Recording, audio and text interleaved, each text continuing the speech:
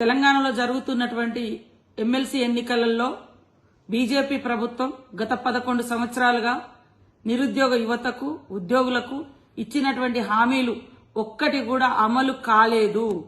సంవత్సరానికి 2 కోట్ల ఉద్యోగాలు ఇస్తామని చెప్పి మరి 200 ఉద్యోగాలు కూడా జిల్లాలలో ఇవ్వలేనటువంటి నిస్సాయ స్థితిలో ఈరోజు నిరుద్యోగ యువతకు ఉద్యోగులకు జవాబు చెప్పుకోలేక మరి ఎలాంటి ఆయన దగ్గర సబ్జెక్ట్ లేదు, చెప్పుకోవడానికి అభివృద్ధి లేదు. కాబట్టే నోరు విప్పితే హిందుస్థాన్, పాకిస్తాన్, ముస్లిం, హిందూ ఇది తప్ప ఇంకొక వర్డ్ లేదు. ఈరోజు నేను సూటిగా బండి సంజయ్ గారిని అడుగుతున్నా, పట్టభద్రుల ఎన్నికలలో ఓటు అడిగే నైతిక అర్హత మీకుందా? మీకు నిజంగా నైతిక అర్హత ఉంటే ఎన్ని కోట్ల ఉద్యోగాలు ఈరోజు తెలంగాణ ప్రాంతానికి గత 11 సంవత్సరాలుగా మీరిచ్చారు? ఎంత ఉపాధి కల్పించారు? అదేవిధంగా ప్రభుత్వ రంగ సంస్థలలో మీరేమన్నా బాగు చేసిరా?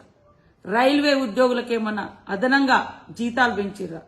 ఉద్యోగాల యొక్క స్థాయిని తగ్గించారు తప్ప జీతాలు కూడా పెంచలేనటువంటి పరిస్థితి. అదేవిధంగా ఉన్న ఉద్యోగాలను కూడా ప్రైవేటైజేషన్ చేశారు, కంపెనీలను ప్రైవేటైజేషన్ చేశారు. ఎంత దుర్మార్గం అంటే మీ ప్రభుత్వంలో ఇవాళ దేవుడి పేరు చెప్తారు కదా, దేవునికి పెట్టే అగ్గిపెట్టె మీద కూడా, అగరబత్తి మీద కూడా జీఎస్టీ. ఇవాళ ఈ దేశాన్ని అత్యున్నతంగా తీర్చిదిద్దేటువంటి వ్యవస్థ విద్యా వ్యవస్థ. మన భారతదేశం యొక్క మానవ వనరులు విద్య, ఇక్కడి నుంచే మన వనరులు తయారవుతాయి. ఆ విద్య మీద మీ ప్రభుత్వము 18% జీఎస్టీ విధిస్తుంది. ఇంకా మీకు ఓటు అడిగే నైతిక అర్హత ఎక్కడదని నేను చెప్తా ఉన్నా.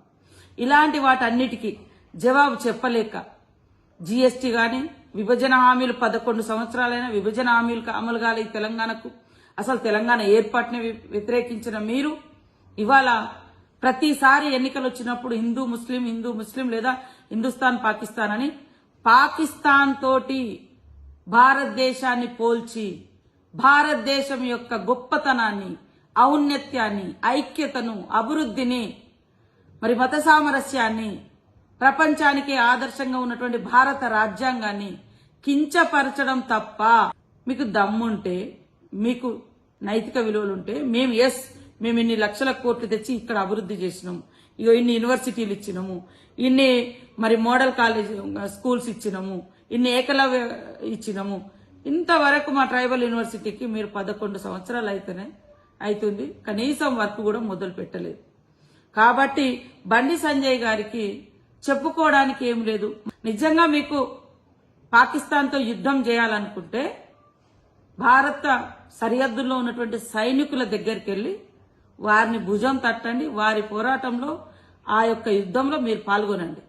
అంతేగాని మాటకు భారతదేశం యొక్క కీర్తిని, మరి పాకిస్తాన్ అనేది అన్ని రంగాలలో వెనుకబడ్డటువంటి ఒక చిన్న దేశం, మత కొట్లాటలు, ఆకలి చావులు, అంతర్గత డిస్టర్బెన్స్, ఇలాంటి అన్ని రంగాలలో మనతో వెనుకబడ్డ ఉన్నటువంటి పాకిస్తాన్తో పోల్చడం ఇది ఎంతవరకు కరెక్ట్? బండి సంజయ్ గారు, మీరు వచ్చేటప్పుడు భారత రాజ్యాంగం మీద ప్రమాణం చేసి వచ్చారు.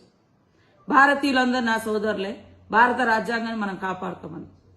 ఈరోజు వితిన్ భారతదేశంలో ఉన్నటువంటి ప్రజల మధ్య మీ అధికారం కోసం, మీ సీట్ల కోసం ఇంత విభజన విద్వేషపు మాటలు అవసరమా?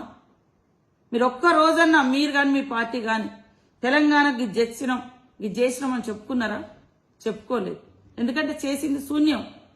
కాబట్టి పట్టభద్రులారా ఆలోచించండి.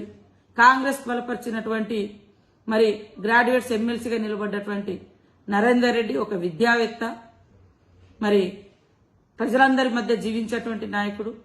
ఈరోజు విద్యార్థులకు గాని డైట్ ఛార్జెస్ పెంచడం, నిరుద్యోగ యువతకు సంవత్సర కాలంలో 54,000 పైగా ఉద్యోగాలు ఇచ్చి రేపు మళ్లీ ఉద్యోగాలు కోడైపోగానే ఇవ్వడానికి మేము సిద్ధంగా ఉన్నటువంటి ప్రభుత్వాన్ని ఈరోజు మరి అత్యంత దారుణంగా విమర్శిస్తున్నటువంటి బీజేపీ నాయకుల నోర్లు మూయించండి.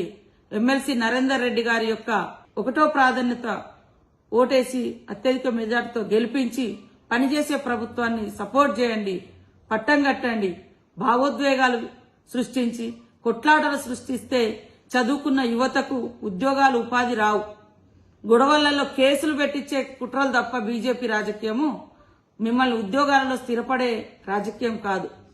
BRS BJP దొందే.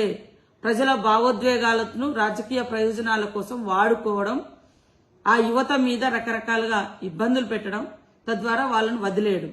కానీ పనిచేసిన ప్రభుత్వం, పని చేస్తున్న ప్రభుత్వం, ఇచ్చిన మాటకు కట్టుబడి ఉండేటువంటి ప్రభుత్వం, సీఎం రేవంత్ రెడ్డి గారి ప్రభుత్వం, సోనియమ్మ ప్రభుత్వం, ప్రజాప్రభుత్వం, ఇందిరమ్మ ప్రభుత్వం. కాబట్టి ఈరోజు అనేక మందికి ఉద్యోగాలతో పాటు ప్రమోషన్లు, ట్రాన్స్ఫర్స్, జటిలమైనటువంటి అనేక సమస్యలను పరిష్కరించిన ఘనత ఈ యొక్క ప్రజాప్రభుత్వందని తెలియచేస్తూ, అయ్యా బండి సంజయ్ గారు, మీకు యుద్ధం చేయాలనుకుంటే పాకిస్తానీ తోటి మీరు భారత సైన్యం అక్కడ సరిహద్దుల్లో ఉన్నారు, వాళ్ళతోటి వెళ్ళి చేయి కలపండి, వాళ్ళను మనోళ్లను మంచిగా సపోర్ట్ చేయండి, అక్కడికి వెళ్ళి మనోధైర్యంగా కల్పించండి. అంతేగాని దేశంలో కంట్రీలో యుద్ధ వాతావరణం తీసుకొచ్చేటువంటి మాటలు, ఇదొక కేంద్ర మంత్రిగా భారత రాజ్యాంగం మీద ప్రమాణం చేసి వచ్చిన నీకు ఇది తగదు. ఇది రాజకీయ అపరిపక్వతకు ఇది నిదర్శనమని తెలియజేస్తా ఉన్నా.